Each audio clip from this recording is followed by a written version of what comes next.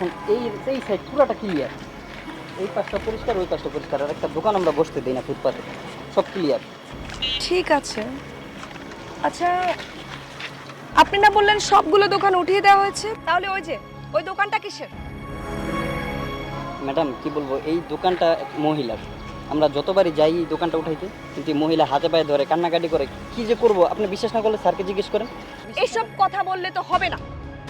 আমি তো আইনের বাইরে যেতে পারবো না, নাকি? একটা নিয়ম, একটা রুলস তো আছে, আইনের বিধিনিষেধ আমাকে মানতে হবে। আসলে ম্যাডাম হয়েছে কি, মানে ও যেটা বলছে সঠিক কথাই বলছে। মানে আমরা অনেকবার ট্রাই করছি, ওকেও পাঠাইছি অনেকবার, কিন্তু মহিলা এতবার কান্নাকাটি করে আর যতবার উঠাই দিই ততবার এখানে এসে বসে। মানে আমরা টোটালি বিপদে পড়ে গেছি, কিভাবে যে কি করব কিছুই বুঝতেছি না। এখন আপনি যদি কিছু করতে পারেন দেখেন। আচ্ছা শুনেন, ওই দোকানে অনেক ভিড় দেখা যাচ্ছে, আমার যাওয়াটা ঠিক হবে না। আপনি যান, মহিলাটাকে ডেকে নিয়ে আসুন, আমি কথা বলতেছি। যান।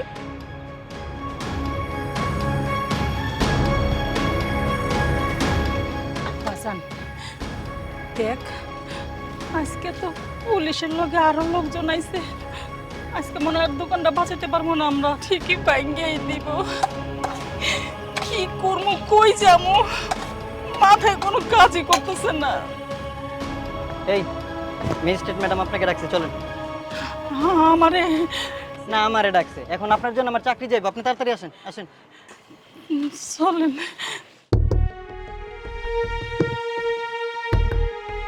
আচ্ছা, এইদিকে তো আর কোনো দোকান নেই না? না ম্যাডাম, আর দোকান নেই। ম্যাডাম কথা বলুন। আচ্ছা, আপনারা এসব কি শুরু করছেন বল? আচ্ছা দেখুন, এখানে তো দোকান রাখা যাবে না, কারণ সরকারের বিধিনিষেধ আছে, এখানে কোনো দোকান রাখা যাবে না, কারণ আশেপাশে কোনো দোকান নেই। আপনি কাইন্ডলি আপনার দোকানটা উঠায় নেন। ম্যাডাম, আল্লাহর রাস্তায় একটু অনুরোধ করি আপনার কাছে ম্যাডাম, আমি যদি দোকানটা এখান থেকে সরাই ফেলাই, আমি কই নেবো ম্যাডাম দোকানটা? আমগো মতো গরিব মানুষের ঘরে কোথাও কেউ দোকানদারি করতে দিব না। আর দোকানটা যদি দিন থেকে উঠায় ফেলান, আমার সংসার চলবো না ম্যাডাম। আমি তখন কি করবো, কি করে খামু কন? একটু রহমত করেন, আপনি একটু রহমত করেন। এই আপনারা কতবার বলছেন না দোকানটা উঠে নিতে, এই যে এখন ম্যাজিস্ট্রেট ম্যাডাম আসছে, এখন কি আপনি আমার চাকরি খাইবেন? আচ্ছা আপনি চুপ করেন, আমি কথা বলছি তো। জি। দেখেন, আপনি দোকানটা এখান থেকে উঠাই ফেলবেন, এটাই হচ্ছে ফাইনাল কথা। আমি এর বাইরে কিছু করতে পারবো না। ম্যাডাম, আপনি তো ম্যাজিস্ট্রেট, আপনি ইচ্ছে করলে সব কিছু করতে পারেন। আমি কই যাবো কোন? আমার মতো গরিব মানুষ কোথায় যাইবো, কই যায় দাঁড়াইবো? একটু রহমত করেন আপনি। আচ্ছা আমি বুঝছি আপনার সব কথা, কিন্তু দেখেন এখানে দোকানটা রাখা যাচ্ছে না। আর কামাল সাহেব, সোহেল সাহেব, আমি ওনাকে কিছু টাকা দিয়ে যাচ্ছি,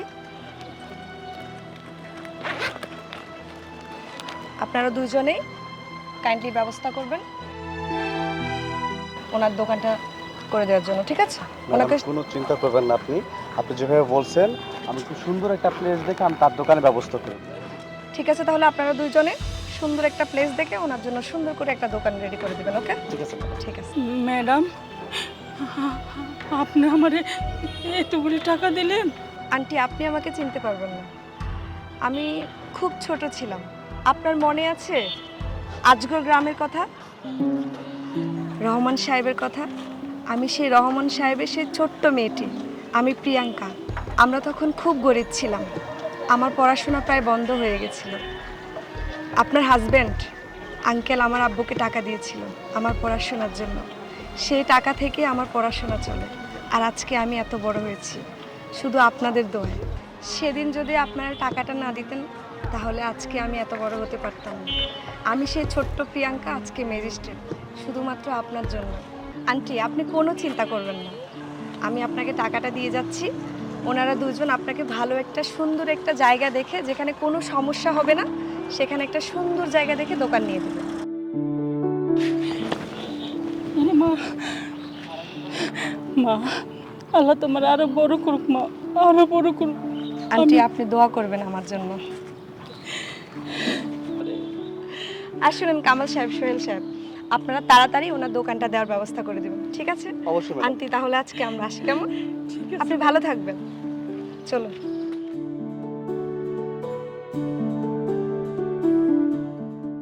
বাবু, চকলেট নাও। Happy birthday. চকলেট গিফট নিয়ে আসো নাই? কই হাতে তো কোনো গিফট দেখছি না। আগে চকলেটটা খাও। তার মানে তুমি আমার বার্থডেতে কোনো গিফট নিয়ে আসো নাই, চকলেট নিয়ে আসছো খাওয়ানোর জন্য। চকলেট মাই ফ্রুট, এই সমস্ত সস্তার জিনিস কেন নিয়ে আসো আমার জন্য? তোমাকে বলেছি না আমার বার্থডেতে তুমি দামি গিফট করবে, তা না চকলেট নিয়ে আসছে বাবু। শোনো, তোমার মতন একটা গরিবের সঙ্গে রিলেশন করাটাই আমার ভুল হয়েছে। তুমি তো আমাকে বলেছিলে তোমার এই আছে সেই আছে, কই কিচ্ছুই তো নেই তোমার, ঘোড়ার ডিম আছে তোমার। তার মানে তুমি সামান্য গিফটের জন্য আমার সাথে রিলেশন করেছো? তো রিলেশন কেন করে মানুষ? ঘুরতে যাবে, দামি দামি খাবার খাবে, দামি দামি রেস্টুরেন্টে যাবে, দামি দামি গাড়িতে উঠবে, কিন্তু তুমি আজও পর্যন্ত তুমি আমাকে কি দিতে পেরেছো? কিচ্ছু দিতে পারোনি। তোমাকে বলেছিলাম আমাকে একটা আইফোন দাও, সেটা পর্যন্ত দিতে পারোনি। তাহলে তোমার সঙ্গে আমি রিলেশন কেন করব? শুধু শুধু টাইম ওয়েস্ট কেন করব বলো? তাহলে এতদিন যে আমরা ভালোবাসার সম্পর্কে ছিলাম, একটা বছর, এটার কি হবে? এটা কি ভালোবাসা? তুমি কি মনে করেছো আমি কি তোমাকে ভালোবাসি? আরে টাইম পাস করেছিলাম, টাইম পাস। আর এরকম টাইম পাস আমি অনেক ছেলের সঙ্গেই করে থাকি, যারা অনেক বড় লোক, রিচ ফ্যামিলির ছেলে, তাদের সঙ্গে আমি টাইম পাস করি এই সমস্ত দামি দামি গিফট পাওয়ার জন্য। আর আমি ওই প্রতিদিন একটা দুটা গোলাপ ফুল, সামান্য কিছু রেস্টুরেন্টে খাওয়া, 6 মাস পর একটা ফোন, এগুলো না দিয়ে আমি কি করেছিলাম জানো? আমি তোমার বার্থডেতে তোমাকে বড় কিছু দিতে চেয়েছিলাম। আমার অ্যাবিলিটি তো অত বড় নয় যে 1000 কোটি টাকার মালিক, তবে হ্যাঁ যতটুকু আছে সেখান থেকে একটু একটু করে সেভিংস করে তোমার জন্য এত ভালো একটা কিছু আনতে চেয়েছিলাম না, যাতে করে তুমি হ্যাপি হও। তুমি মনে করো তোমার লাইফের সবচেয়ে শ্রেষ্ঠ বার্থডেটা এটা হয়। তোমাদের মতন গরিবরা ওই সেভিংসই করবে, ওটা দিয়ে আর গিফট কিনতে পারবে না। শোনো, শুধু শুধু টাইম ওয়েস্ট করে লাভ নেই, আমি গেলাম। দাঁড়াও, সেভিংস করে কি করেছি দেখে যাবে না? দেখো তো এটা কি? কি এটা? বাচ্চাদের খেলনা নিয়ে আসছো? গাড়িটা দেখতে পাচ্ছ?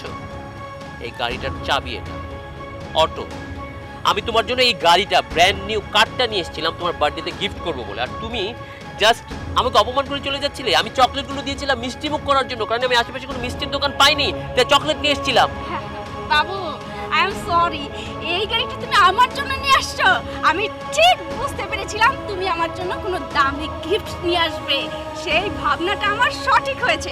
থ্যাংক ইউ সো মাচ, আর খুব পছন্দ হয়েছে, বিশেষ করে কালারটা জস জস। দাও বাবু, রিমোটটা দাও। কেন? কেন মানে আমার জন্য নিয়ে আসছো না? তোমার জন্য নিয়ে এসেছিলাম।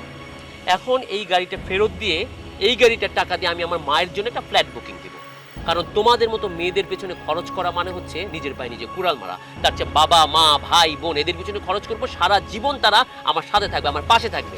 তোমরা তো শুধু চেনো কাদের টাকা আছে, কাদের পকেট কাটা যায়, আর চেনো মানুষের ইমোশন নিয়ে খেলতে। সো গুড বাই, যাও এখান থেকে চলে যাও। বাবু, আমার ভুল হয়েছে, মাফ করে দাও না প্লিজ। আমি তোমাকেই ভালোবাসি, সত্যি বলছি। এতক্ষণ যা করেছি মজা করেছি, বিশ্বাস করো। তাই? আসলে এই গাড়িটাও আমার না, আমি তোমার সাথে মজা করেছি। ফকিনের বাচ্চা, আগেই বুঝতে পারছিলাম যে এই গাড়িটা তোর না। চত্বর। ওয়েট, এই গাড়িটাই আমার। এই গাড়িটা আমার না হলে চাবিটা আমার কাছে এলো কি করে? জাস্ট এই মুহূর্তে দাঁড়িয়ে তোমাকে আরেকবার পরীক্ষা করে নিলাম, তুমি সত্যি বলছো না মিথ্যা বলছো। সাথে সাথে প্রমাণ হয়েছে তুমি মিথ্যা বলছো। নাও গেট লস্ট। বাবু, আরেকবার প্লিজ। বেরো, যা। স্টুপিড কোথাকার। আজকে কি কি রান্না হয়েছে? বাবা, অনেক গেস্ট আসবে, অনেক পদ রান্না করা হয়েছে। কেন রে, তোর ক্ষুধা লাগছে? হ্যাঁ লাগছে একটু, ও জানতে পারি না কি কি রান্না হয়েছে। আর তাছাড়া আজকে গেস্ট যে আসবে একটা এক্সাইটেড বিষয় আছে না, কি কি রান্না হয়েছে না জানলে হয়। কি কি রান্না করছো বল না? ইলিশ মাছ, চিংড়ি মাছ, গরুর মাংস, মুরগি, অনেক পদ, অনেক। কি বলবো তোকে বল? ভর্তাটা তো করো না আজকে। গেস্ট আসবে, ভর্তা খাবে? ভর্তা ভালো তো, ভর্তা খাই তো এখন। বাপ, তুই চুপ থাক, অন্য সময় আমি তোকে বেশি করে ভর্তা করে দেবো, ঠিক আছে? ভর্তা কথা কোনো বলিস চাটনি না। টাটনি করো না। করছি বাবা, করছি। আচ্ছা ঠিক আছে। ফুলি, কি রে, তোর আর কত সময় লাগবে এগুলি মুছতে? অন্য কাজ আছে না? আর তোর রান্না বাড়া সব কি শেষ? খালাম্মা, আমার কাজ তো সব শেষ। আমি তো ঘর মুছছি, কাপড় ধুইছি, এই যে সোফাগুলা পরিষ্কার করছি, আবার আপনার খাটের যে চাদরগুলা ছিল ওগুলো তুইলা ওয়াশ কইরা দিছি। এখন কি আর কিছু আছে খালাম্মা? কম থাকলে ওইটাও কইরা দিল। তুই আজকে অনেক কাজ করছিস, ঘেমে চেহারা কি অবস্থা করছিস দেখছিস? যা গোসল করে আয়। তুই জানোস তো আজকে মেহমান আসবে, খুব তাড়াতাড়ি যা গোসল করে আয়, সুন্দর করে একদম ফ্রেশ হয়ে আসবি। কি কোন ভাইজান, আমি আপনাকে বাসায় গোসল করতাম না, আমি বাসায় যাই গোসল করবো। আমার সব কাজ তো শেষ, আমি এখন বাসায় চলে যাম, বাসায় যাই গোসল করবো। আচ্ছা, তুই কেন গোসল করবি না বল? আজকে আমার বাসায় অনেক গেস্ট আসবে, তাদেরকে তুই খাবার দিতে যাবি। তোর গায়ে থেকে ঘামের গন্ধ করবো, তাহলে কি অবস্থা হবে? একটা বিশ্রী ব্যাপার না? সবাই ভাববে যে আমরা তোকে নোংরা রাখি। যা বাবা, তুই গোসল করতে যা। না খালাম্মা, আমি গোসল করতে পারবো না। খালাম্মা, আমি যে গোসল করবো, আমি কি পরবো কন? আমি তো কিছু নিয়ে আসি নাই, এইটাই শুধু পরে আইছি। আমি কি কোনো কাপড় নিয়ে আইছি? তুই কাপড়ের জন্য গোসল করবি না? আরে বলদ, তুই কি ভুলে গেছিস তোর বড় আপু যখন বিদেশ চলে গেছে, ওই যে কোনার রুমে আলমারিটা, ওটা ভর্তি কাপড় চোপড়। ওই আলমারি খুলে ওইখান থেকে তোর যেটা পছন্দ তুই সেটাই পর। যা গোসলটা করতে যা। খালাম্মা, এমন গোসলটা না করি। কি রে, বসে রয়েছিস কেন? তুই কি আমার কথা শুনবি না? আর তাড়াতাড়ি জানা।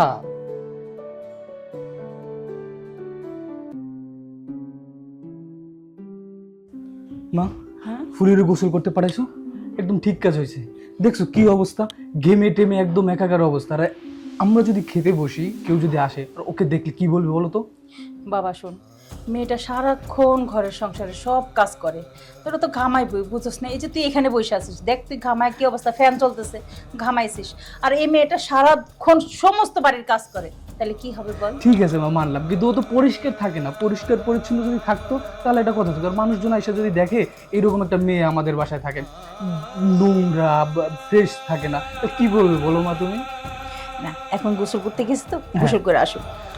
হ্যাঁ দেখতেছি। খালাম্মা, গোসল করে আসছি।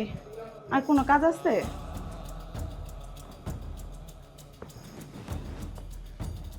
খালাম্মা, আমি কি কিছু ভুল করছি? আপনি তো আপামনির ড্রেসটা পরতে বললেন, তাই তো আমি পরলাম। আরে আমি তো তোর জামার কথা বলতেছি না, আমি তো তোরে দেখে অবাক। তুই এত সুন্দর, মানে পরিও ফেল। এই তুই, তার মানে তুই কালি মেখে থাকতি কেন? কি কমু খালাম্মা? বল কি হয়েছে? আমি ওই যে আগে একটা গার্মেন্টসে চাকরি করতাম, ওই জায়গায় গার্মেন্টসের বস আমার দিকে খারাপ নজরে তাকাইতো। তারপর আপনাদের বাসায় কাজ করার আগে আরেকটা বাসায় কাজ করতাম, ওই জায়গায় মালিকের ছেলে আমাকে জড়ায় ধরছে। আপনার বাসায় তো একটা জোয়ান পোলা আছে, সেই জন্য আমি মুখে কালি মেখে রাখি খালাম্মা। ফুলি, তুমি এতদিন ধরে আমাদের বাসায় কাজ করো, আমার এমন কোনো আচরণে মনে হয়েছে আমি একটা খারাপ ছেলে বলো? আম্মা, তুমি তো জানো আমি তোমার কেমন সন্তান। আর দেখো না ফুলি কি বলতেছে। না ভাইজান, বলা তো যায় না কখন কি হয়। আম্মা দেখছো কি বলে? তুমি তো জানো আমি কেমন ছেলে, তোমার ছেলে, আর ও কি বলতেছে দেখছো আম্মা? বাবা আসলে কি জানিস, ও আমাদের বাসায় কাজ করার আগে এরকম কিছু পরিস্থিতির শিকার হয়েছে, এই জন্য সব ছেলেদেরকে একরকম ভাবে। ঠিক আছে, তুই কিছু মনে করিস না, আমি ওর সাথে কথা বলছি। পৃথিবীতে সব মানুষ এক হয় না। এই যে আমার একটা মাত্র ছেলে, আর আমি তোরে পাইলাম আমার মেয়ে হিসাবে। আজ থেকে এটা ওরও যেরকম বাড়ি, তোরও এরকম বাড়ি। তুই কোনো কাজের মেয়ে না, তুই আমাদের মেয়ে, ওর বোন। ঠিক আছে, জামা টেবিলে খাবার লাগা, আমরা আসতেছি। ঠিক আছে খালা, তাড়াতাড়ি আসেন। বসো মা। যা বাবা, হাত মুখ ধুয়ে নে, খাবার খা। আচ্ছা, আমি হাত মুখ ধুয়ে আসি। পৃথিবীতে মানুষ কত খারাপ, একটা সুন্দর মেয়ে দেখলেই মানে শিয়াল কুকুরের মতো ঝাঁপায় পড়ে। আচ্ছা, আমাদের পৃথিবীর মানুষগুলো কবে পরিবর্তন হইব?